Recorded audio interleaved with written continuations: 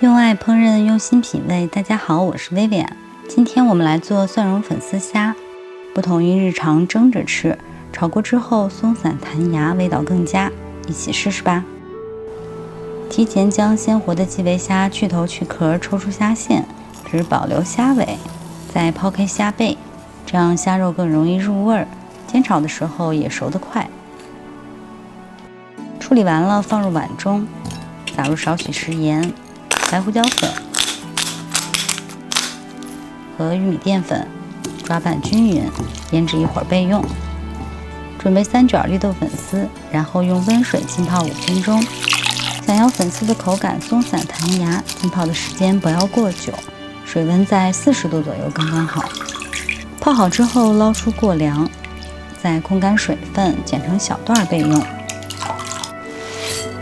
今天的炒粉味道好吃，这下一步也很关键，加入蚝油1大勺生抽，抓拌均匀，放在一旁腌制入味儿。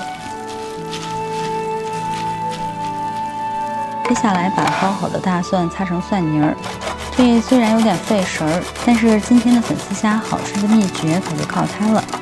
一切就绪，开火，锅中淋入食用油，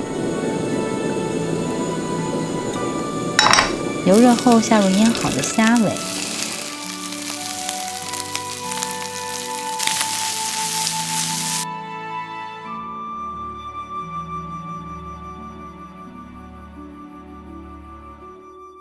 用小火慢煎，煎至虾尾爆成团儿，表面出现焦圈，即可以盛出备用。再加入稍多点食用油，开始炒蒜泥儿，全程要保持小火，防止蒜泥炒糊。炒至变色半熟的时候，淋入生抽上色，再加入1匙海鲜酱，提鲜增香。拌炒之后，淋入少许清水稀释一下，搅拌成糊状。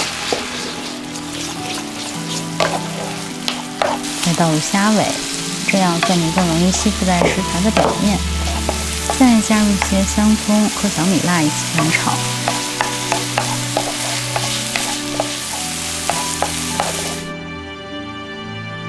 最后把拌好的粉丝下锅，然后不停地翻拌。防止粘锅的同时，要确保粉丝的表面都裹上蒜泥儿。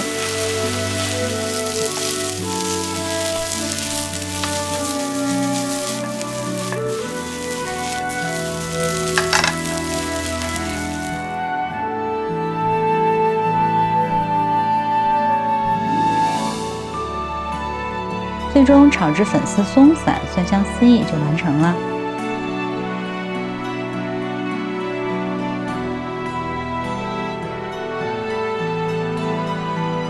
离火后撒上香葱，就可以上桌品尝了。